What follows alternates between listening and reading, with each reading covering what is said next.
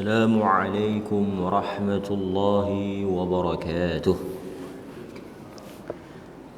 الحمد لله رب العالمين، وبه نستعين على أمور الدنيا والدين. الصلاة والسلام على أشرف الأنبياء والمرسلين وعلى آله وصحبه أجمعين. أشهد أن لا إله إلا الله وحده لا شريك له، وأشهد أن محمدا عبده ورسوله. أما بعد، muslimin, muslimat, hadirin, hadirat yang dirahmati oleh Allah Subhanahu wa taala. Kita sambung hadis ke-12 muka surat 250. Hadis Muaz, Sa'ad bin Muaz.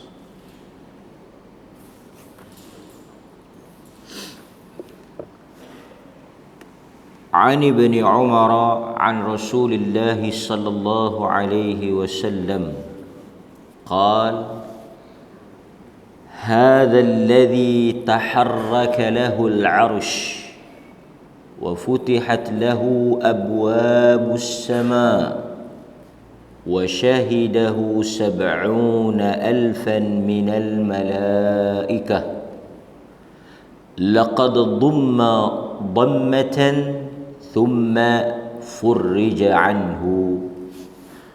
Hadis rawahu An-Nasa'i, diriwayatkan oleh An-Nasa'i berhubung dengan kisah Sa'ad bin Muaz. Daripada Abdullah bin Umar, daripada Rasulullah sallallahu alaihi wasallam, kata Nabi sallallahu alaihi wasallam, هذا الذي تحرك له العرش. Inilah manusia yang bergegar arash kerana kematiannya. Wa futihat lahu abwabus sama. Dibukakan pintu-pintu langit untuk rohnya. Wa syahidahu 70,000, dan telah disaksikan kematiannya oleh 70,000 malaikat. Laqad dhumma, sesungguhnya telah dihimpit, dhammatan, dengan satu himpitan, thumma, kemudian, furrija anhu, dilepaskan dia daripada himpitan tersebut. Tuan-tuan hadirin mukminin, hadis ini pertamanya menetapkan adanya himpitan kubur. Sebab itu nanti kita akan tengok di dalam hadis Nabi sallallahu alaihi wasallam cerita-cerita atau riwayat-riwayat berhubung dengan himpitan kubur, yang mana ia boleh berlaku kepada setiap manusia yang meninggal dunia. Sebab itu ada riwayat yang menyebut sehingga remuk dan pecah tulang rusuk apabila dihimpit oleh kubur pada keadaan si mati tersebut, pada diri si mati tersebut. Baik, kalau kita tengok Sa'ad bin Muaz adalah di antara pemimpin golongan Ansar. So Sa'ad ni hebatlah. Sebab masa dia mati, Nabi kata telah bergegar arash Allah Azza wa Jalla. Kenapa bergegar? Kerana para malaikat bergembira menyambut kedatangannya, berseronok menanti kedatangan Sa'ad bin Mu'az. Sa'ad bin Mu'az ataupun digelar Abu Umar, kunyah dia Abu Umar. Abu Umar Sa'ad bin Mu'az bin Nu'man, daripada suku Al-Aus, Al-Ansari, yang mana dia telah memeluk Islam ketika mana kedatangan Mus'ab bin Umair. Kita tahu Mus'ab bin Umair ni dihantar oleh Nabi sallallahu alaihi wasallam untuk mengajar Islam kepada orang-orang Madinah. Jadi bila Mus'ab datang ni, dia masuk Islam lah. Sa'ad bin Mu'az ni dia antara pemimpin golongan Ansar. Dia syahid di dalam peperangan Khandaq, seperti yang disebut di dalam sirah berhubung dengan Sa'ad bin Mu'az, yang mana peristiwa ini, peperangan Khandaq ini berlaku pada tahun ke-5 Hijrah. Kemudian kalau kita tengok dalam hadis yang lain yang direkodkan oleh Al-Imamul Bukhari rahimahullahu ta'ala, Rasulullah sallallahu alaihi wasallam menyebut daripada Jabir bin Abdullah, ihtazzal arsh li mauti Sa'ad bin Mu'az. Dalam riwayat Bukhari daripada Jabir bin Abdullah, telah bergegar, telah bergoncang arash disebabkan oleh kematian Sa'ad bin Mu'az. Di kalangan ulama menyatakan bahawa peristiwa bergoncangnya atau bergegarnya arash disebabkan oleh kematian Sa'ad bin Mu'az ini ialah kerana para malaikat yang berada menanggung arash Allah Azza wa Jal bergembira dengan berita kematian dia, yakni mereka bergembira menyambut kedatangan roh Sa'ad bin Mu'az. Dalam hadis Anas bin Malik yang diriwayatkan oleh Al-Imam At-Tirmidzi, ketika mana diusungnya jenazah Sa'ad bin Mu'az yang terkorban di dalam peperangan Khandaq pada tahun yang ke-5 Hijrah, bila orang usung jenazah Sa'ad bin Mu'az, mereka rasa ringan. Apa kata Nabi sallallahu alaihi wasallam? Innal malaikah kanat tahmiluhu. Sesungguhnya malaikat telah datang untuk mengusung jenazah Sa'ad bin Mu'az. Sebab itu hubungan antara manusia dengan malaikat ini senantiasa wujud, adanya perkaitan antara kita dengan malaikat ni, tak putus. Sebab itu kalau kita tengok dalam hadis yang kita sebut dan kuliah yang lepas tentang Hanzalah yang malaikat turun pada hari dia terkorban mati syahid itu, dia turun, malaikat turun memandikan jenazah dia. Dan kita tahu apabila orang-orang yang beriman ataupun yang tidak beriman ini meninggal dunia, turun malaikat untuk menyambut dan mengambil roh. Kalau kita baca dalam hadis, orang-orang yang beriman ini turunnya malaikat dengan kain kafan yang wangi, membalut roh, mengangkat dan mengusung jenazah ataupun roh itu naik ke langit. Maka apabila orang rasa ringan nak usung jenazah, saat ni Nabi kata, innal malaika kanat tahmiluhu, malaikat datang usung, sebab itu kamu tak rasa berat. Itu apa yang disebut di dalam hadis daripada Anas bin Malik. Hadirin mukminin, kemudian kita tengok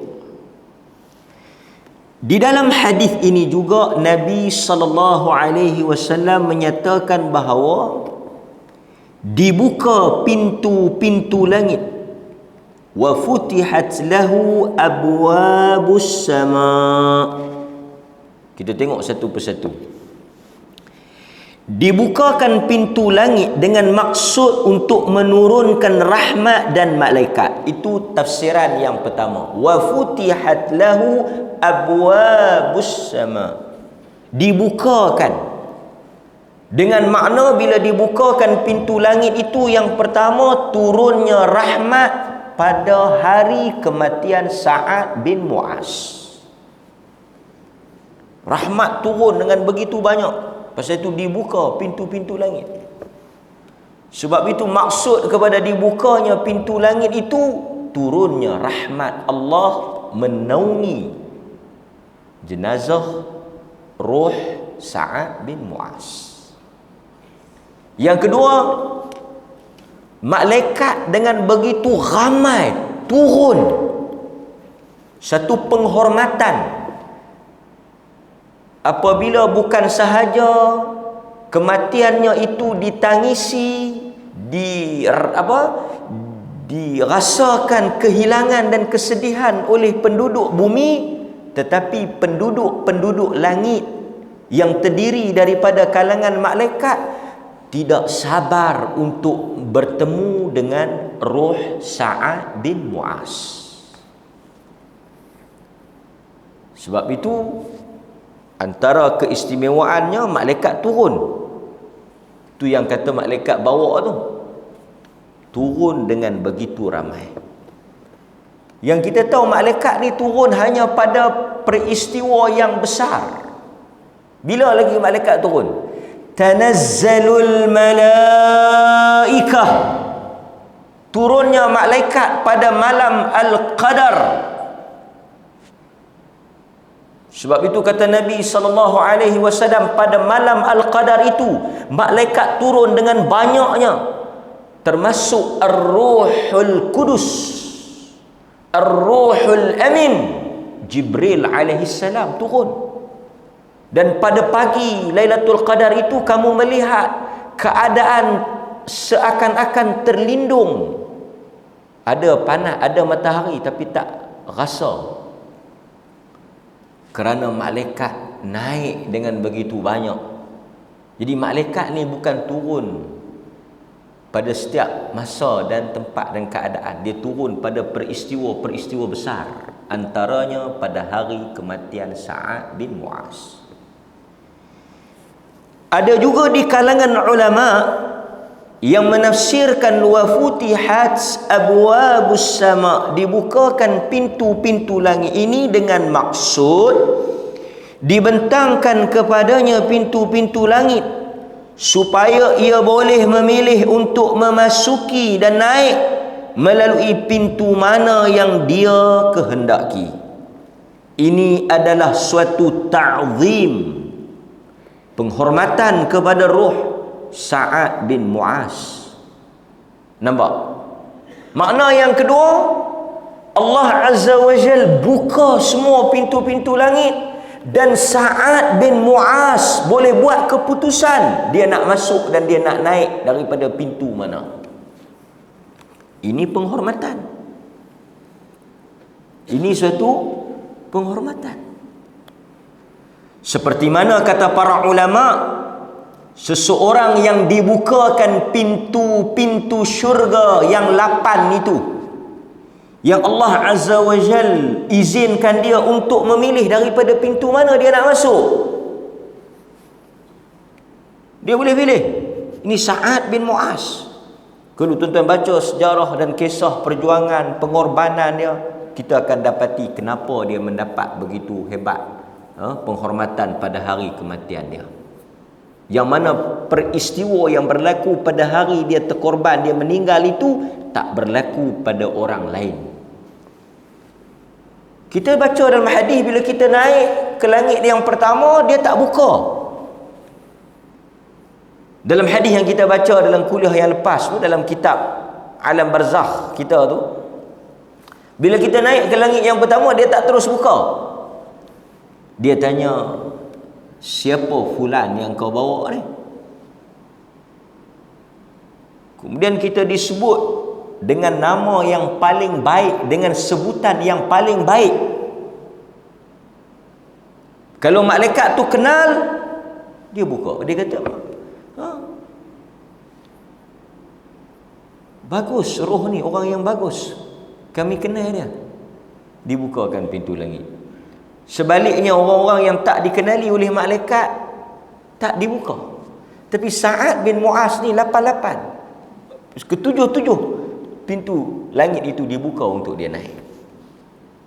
Baik, hadirin mukminin. Kemudian kita tengok, tak betul dan tak benar riwayat yang menyebut bahawa kalau kita tengok wa syahida sab'una alf min al malaikah laqad dhamma dhammatan. Sekejap lagi kita akan tengok dia dihimpit.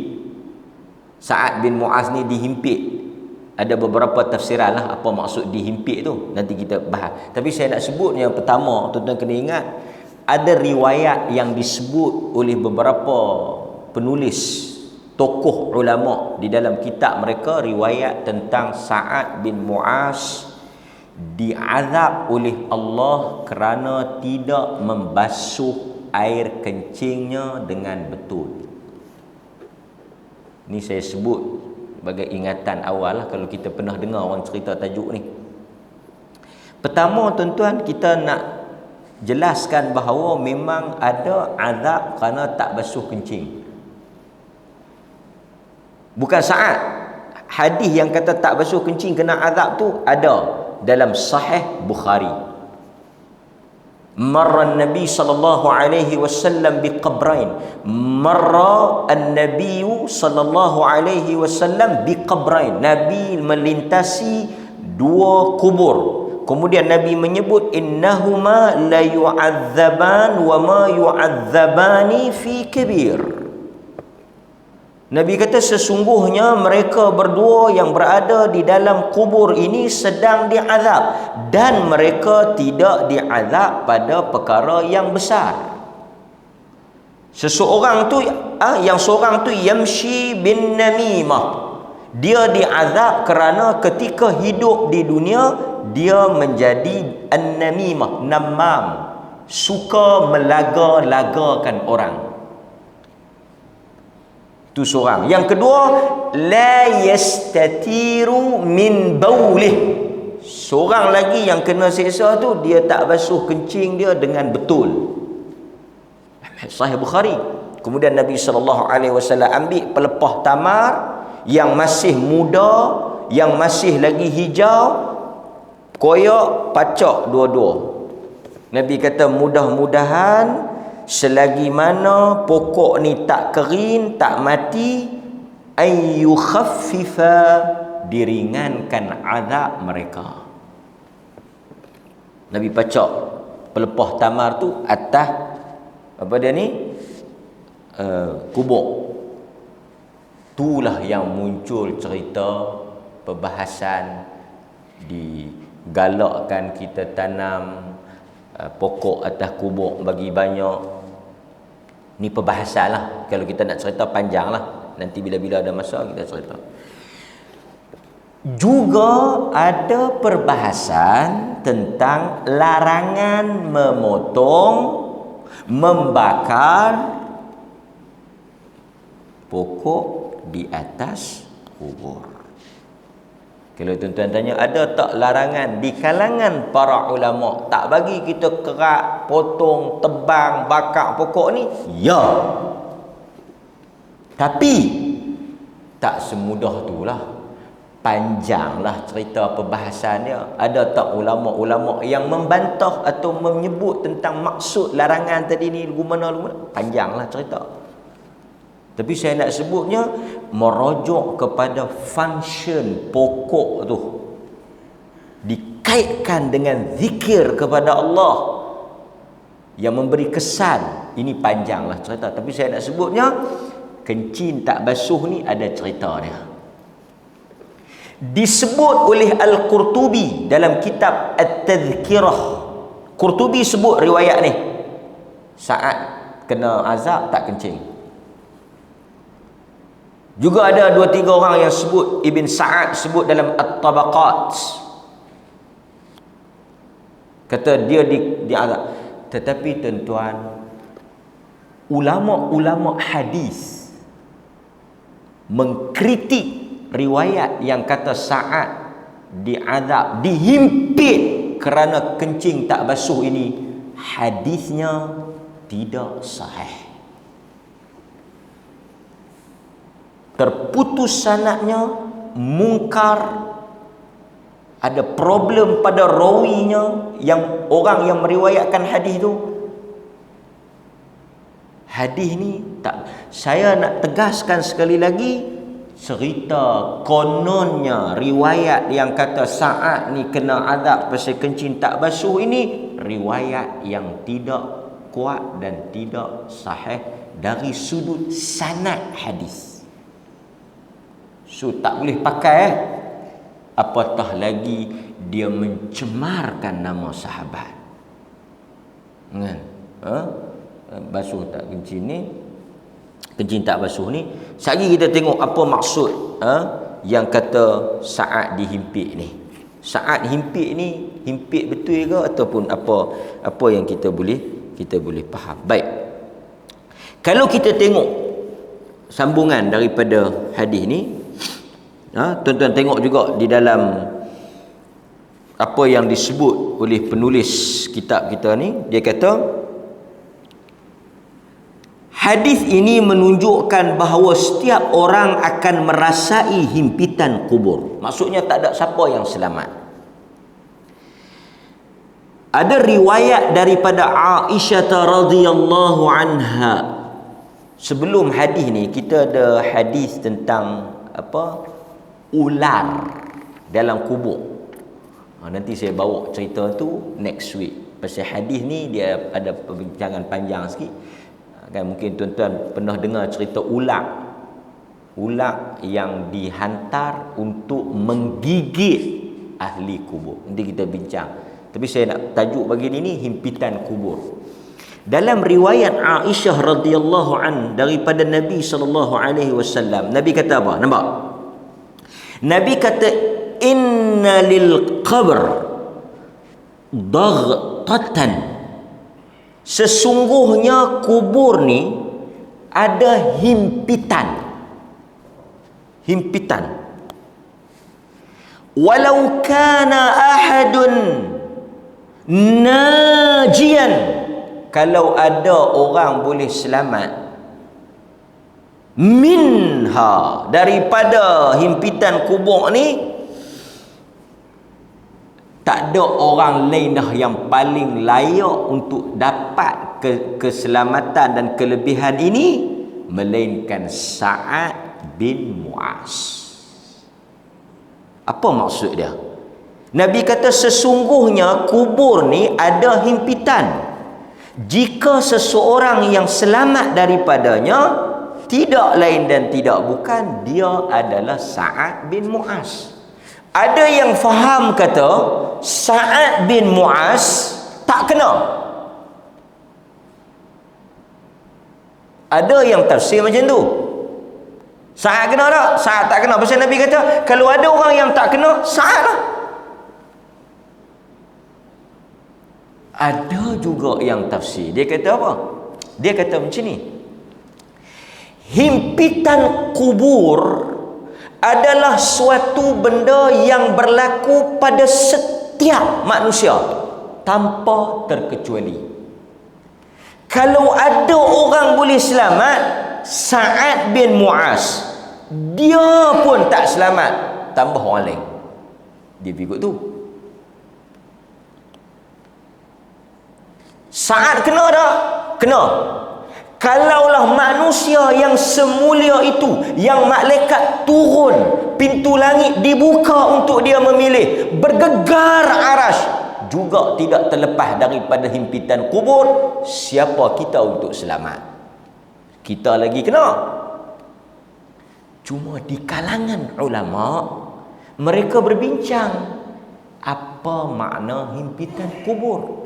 Apakah kita orang beriman sama himpitan dengan orang yang tak beriman? Di sini berlaku perbezaan. Baik. Di kalangan ulama mereka mula bahaslah. Okey, antaranya ada di kalangan ulama seperti Al-Imam Al-Munawi rahimahullah, dia menyebut tafsiran-tafsiran tentang himpitan kubur ni. Dia kata himpitan kubur ni,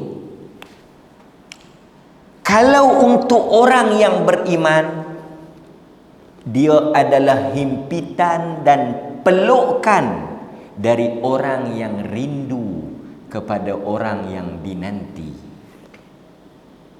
Itu maksud himpitan tu. Himpitan tu maksud bila kita masuk kubur itu memeluk.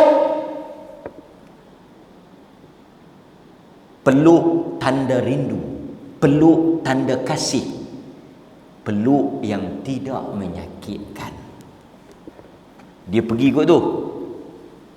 Sedangkan seperti yang disebut oleh ulama lain, kalaulah himpitan itu kena pada orang-orang yang kafir, yang tak beriman,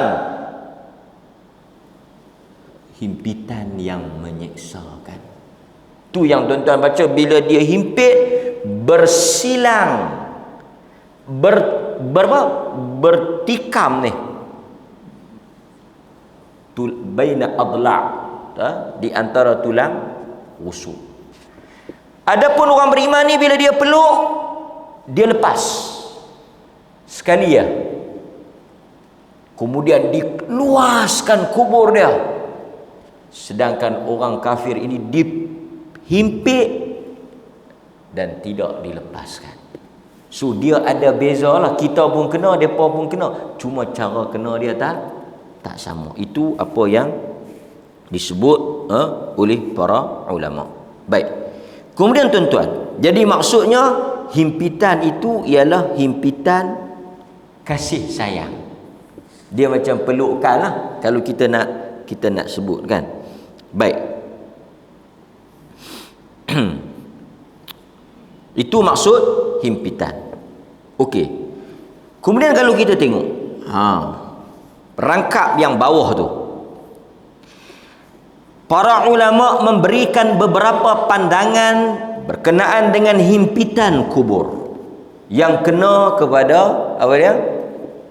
Kalau tuan-tuan tengok tu, Al-Imam Al-Baihaqi, dia ada sebut, dia kata, dan kami riwayatkan di dalam hadis yang lain bahawa berlaku peristiwa tersebut kerana beliau cuai di dalam persoalan bersuci ketika kencing. Kita dah sebut bahawa riwayat ini tidak sahih, kan?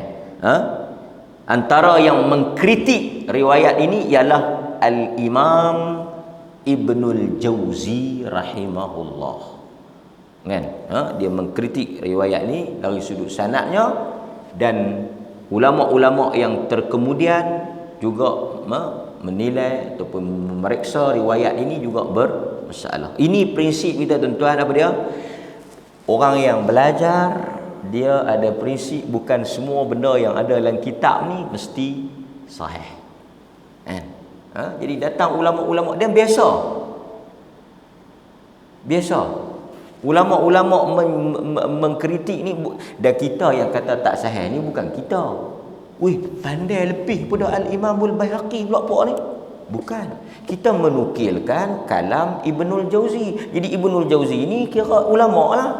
Jangan pula hak yang geng kita kata ulama, yang tak geng kita bukan ulama, tak boleh lah. Dan sekarang ni tuan-tuan banyak ulama. Ada ulama A, ulama B. Kan? Parti-parti politik semua pakai ada ulama belaka. Parti tu ada ulama ni, semua parti ada majlis ulama. Ulama masing-masing. Sebab tu kita pun tak tahu siapa ulama. Ada ulama Facebook, ulama TikTok, ulama Instagram, ulama Twitter. Ulama belaka tu. Nampak tuan-tuan? Ha? Jadi pasal tu ada dalam kitab pun kena tengok apa pandangan komentar ulama-ulama lain. Kan? Baik. Seterusnya Al-Imam As-Suyuti menyebut bahawa dengar dia kata, setiap orang sama ada orang yang saleh atau sebaliknya, kata As-Suyuti, tidak akan terlepas daripada himpitan kubur. Cuma himpitan yang dialami oleh orang-orang kafir ialah himpitan yang berterusan. Sebaliknya berbeza dengan apa yang dialami oleh orang-orang yang beriman. Himpitan itu hanya pada permulaan ketika dia dimasukkan ke dalam kubur. Itu pun himpitan yang tidak menyeksakan. Seperti yang disebut oleh Al-Munawi tadi, himpitan rindu. Seolah-olah seorang ibu yang memeluk anaknya yang telah lama tidak dia bertemu. Kita ni berasal daripada tanah, lama dia tak jumpa kita, dia peluk kita. Nampak? Kemudian apabila dia himpit tu pada peringkat awal, dia lepaskan balik. Nampak? Ini apa yang disebut berkaitan dengan himpitan beza. Himpitan orang beriman dengan himpitan orang yang tidak beriman. Kan? Okey. So kita tengok berkaitan dengan himpitan kubur. Pasal itu tuan-tuan, di antara doa yang diajar untuk kita minta kepada si mati ni apa dia? Wafsah lahu fi qabrihi. Berikan lapang kepadanya di dalam kubur. Wafsah lahu fi qabrihi. Dan kita tuan-tuan, dalam soal azab kubur ni, kita kena beriman bahawa ia termasuk di dalam urusan ghaib, yang mana perkara ni tak boleh diketahui oleh akal kita. Kita tak boleh nak jangkau mengetahui tentang apa yang berlaku dalam alam kubur ni melalui akal kita. Pasal itu kita tak boleh duk reka tak ketahuan tentang azab kubur ni. Tak boleh nak cerita macam tu. Hatta azab kubur ni tak didengari oleh manusia. Cuma bila Nabi sebut dalam hadis-hadis yang sahih, yang kuat, kita beriman. Kita tengok apa yang disebut oleh Aisyah radhiyallahu anha. Kata dia, wahai Rasulullah, semenjak engkau menceritakan kepadaku tentang suara mungkar dan nakir serta himpitan kubur yang tiada apa yang boleh memberikan manfaat. Artinya Aisyah kata tak ada apa yang boleh aku lakukan. Lalu Nabi bersabda, wahai Aisyah, sesungguhnya suara mungkar dan nakir di pendengaran orang-orang yang beriman seperti celak pada mata. Sesungguhnya, tengok tuan-tuan, ambil pada ayat ni, sesungguhnya himpitan kubur pada orang yang beriman seperti ibu yang penyayang bila anaknya mengadu sakit kepala kepadanya, lalu dia memicit kepalanya dengan picitan yang penuh kasih sayang. Celakalah orang yang meragui tentang azab kubur. Nampak? Walaupun riwayat ini juga tidak sunyi daripada kritikan, tapi kita faham ada beza antara himpitan orang beriman dengan himpitan orang yang tak beriman. Dan para ulama juga menyebut bahawa himpitan kubur ini termasuk daripada bentuk azab kubur kalau dia kena pada orang yang tak beriman. Kemudian tuan-tuan hadirin mukminin, kita tutup dengan kata-kata Al-Imam Adz-Dzahabi rahimahullahu taala. Kata beliau, himpitan ini yang mana dilalui oleh orang beriman ni. Orang beriman ni, ia bukanlah azab. Orang beriman. Sebab Nabi kata semua orang kena. Orang beriman kena, orang tak beriman kena. Tapi untuk orang beriman, dia bukan azab. Sebaliknya, kata Al-Imam Adz-Dzahabi dalam Siyar A'lamin Nubala, sebaliknya ia merupakan sesuatu yang dialami oleh seorang yang beriman, sebagaimana ia merasai kesedihan kehilangan anaknya atau sesiapa yang dia kasih di dunia. Begitu juga sebagaimana seseorang yang merasai kesakitan penyakitnya, kesakitan keluar nyawanya, disoal dan diuji di alam kubur, kesan tangisan keluarganya ke atasnya, kesakitan berdiri di atas kubur dan sebagainya. Ini semua akan dirasai oleh seorang hamba dan ia tidak termasuk di dalam azab kubur. Artinya orang-orang yang beriman ni, himpitan dan bentuk-bentuk yang menggerikan yang kena pada orang kafir atau orang yang tak beriman itu tidak sama dengan apa yang dilalui oleh orang yang beriman. Walaupun pada hakikatnya mereka menempuh alam yang sama, alam barzakh. Tapi keadaan untuk mereka disediakan. Pasal itu tuan-tuan tengok, mati sama, masuklah lubang kubur sama, tapi perjalanan selepas itu tak sama. Kalau yang di sana dihimpit, yang di sini dihimpit, himpitan yang berbeza. Itu kalau kita boleh faham daripada apa yang disebut oleh para ulama. Kan? Baik. Kalau kita tengok satu lagi, apa yang disebut dalam hadis yang ke-13 ni, tapi dia agak panjang. Kita tengok sikit apa yang disebut daripada Asma binti Abi Bakar. Rasulullah sallallahu alaihi wasallam bangun berkhutbah, lalu baginda menyebut tentang fitnah kubur. Fitnah kubur apa maksud? Ujian yang akan ditempuh oleh manusia apabila mereka dimasukkan ke dalam alam kubur, alam barzakh. Lalu baginda menyebut tentang fitnah kubur yang akan dialami oleh seseorang di dalamnya.